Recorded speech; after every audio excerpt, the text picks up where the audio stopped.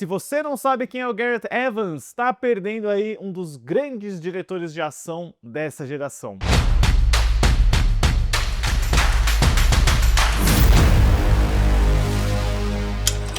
Olá, fãs da sétima arte, meu nome é Lucas Nascimento e esse é o Lucas Filmes, e hoje eu tô aqui para falar sobre Caos e Destruição, Havoc, novo filme dirigido pelo Gareth Evans, disponível na Netflix. Mas antes eu vou pedir para você curtir esse vídeo, se inscrever no canal e ativar o sininho para não perder notificação dos próximos vídeos. Gareth Evans, não confundir com Gareth Edwards, do Godzilla, do Rogue One, do The Creator.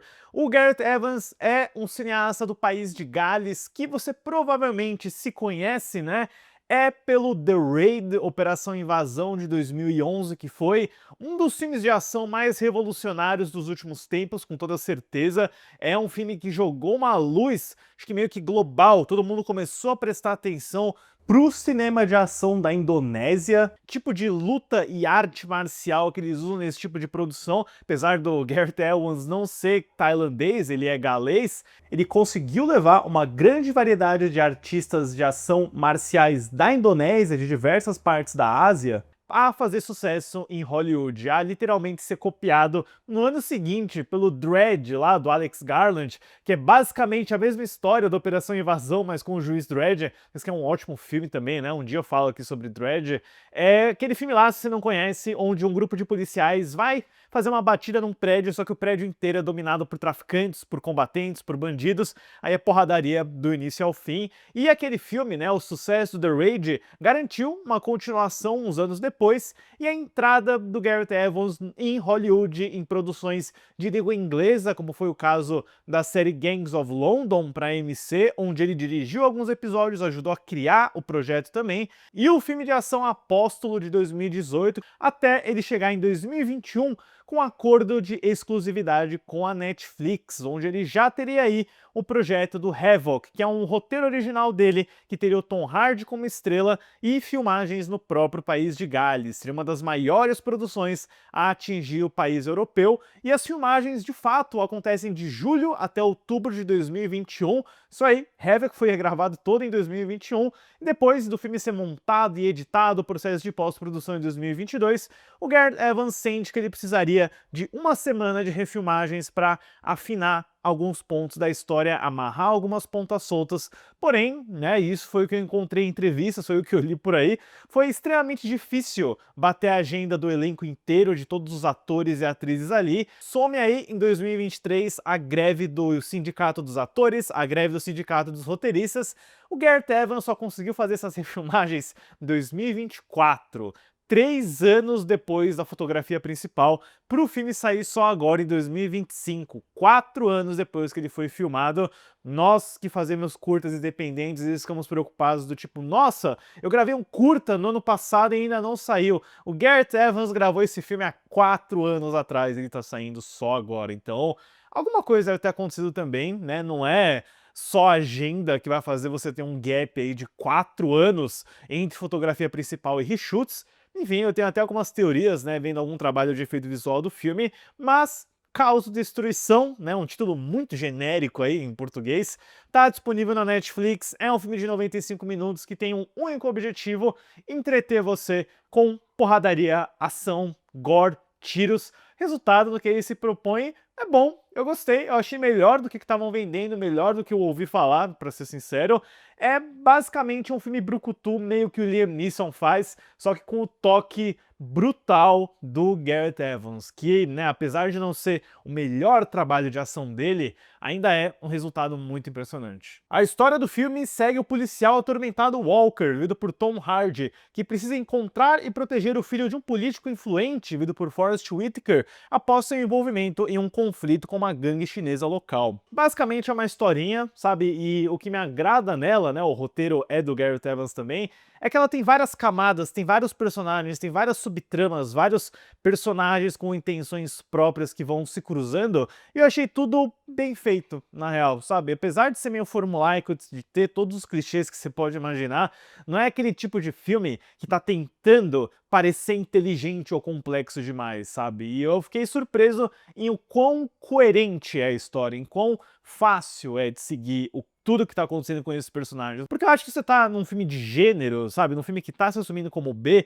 você não precisa fingir que você é fogo contra fogo, sabe? Eu acho que ele entende exatamente a proposta do que ele quer ser, ele até consegue sobressair um pouco, porque quando você cria personagens totalmente estereotipados, clichês, você precisa de bons atores pra vender aquela ideia. E quem melhor do que o Tom Hardy pra interpretar um policial meio corrupto, meio atormentado, que na noite de Natal compra brinquedinhos pra filha dele numa loja de conveniência e aí compra jornal pra embrulhar ele, sabe? Você criou um bom personagem aqui, aquele típico meio scumbag, meio canalha assim, mas que você torce por um tipo de redenção, você enxerga essa busca por uma melhora que o personagem quer fazer, e foi muito bom ver o Tom Hardy novamente num papel que não seja Venom, sabe? Parece que a gente perdeu uns 5, 6 anos de Tom Hardy fazendo palhaçada como Venom, que é divertido, claro, mas vocês lembram em 2011, 2012, como o Tom Hardy era aquele cara que fazia vários papéis interessantes, que nem A Entrega, ou o próprio Regresso, né, onde ele foi indicado ao Oscar?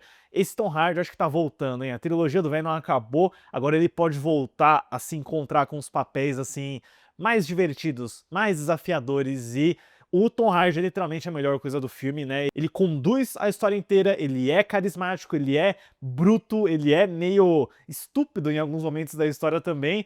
Me lembrou um pouco o Noite Sem Fim do Liam Neeson, né? O mesmo tipo de história onde quase tudo se desenrola ao longo de uma noite, onde o personagem é cheio de problemas, tem daddy issues e aí vai passar por toda essa jornada de redenção. Eu gostei disso, eu gosto de como a história tá num curto espaço de tempo também, como você entende, né, como você tem umas boas reviravoltas sobre quem é o assassino do filho dessa tríade chinesa aí que eles estão querendo procurar, que acham que é o filho do Forest Whitaker, que é bem interpretado por esse ator, o Justin Cornwell. Gostei do rapaz aí, mas você vai tendo núcleos mais interessantes com um grupo de policiais liderado pelo Timothy Olyphant, ou essa policial novata parceira do Tom Hardy, que é muito bem vivida também pela Jessie May Lee. É um bom elenco de apoio, você sente que cada um ali tem suas próprias particularidades, seus próprios sensos de moralidade, o que eles estão fazendo ali, mas o que a gente quer saber de um filme de Gareth Evans é a ação, é a porradaria, e beleza, eu acho que ele não chega no nível do The Raid de forma alguma,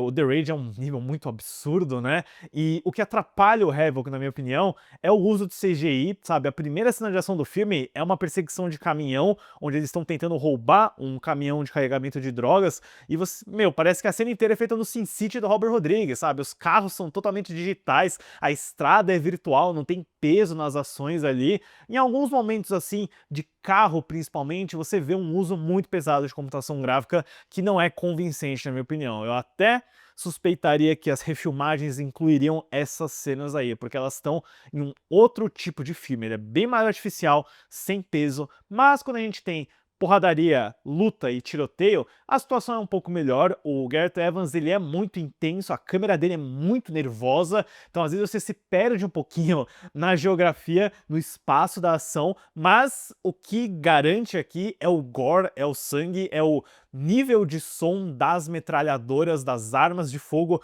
dos cutelos, espadas e garrafas de champanhe que são usadas no meio de uma luta num clube, por exemplo.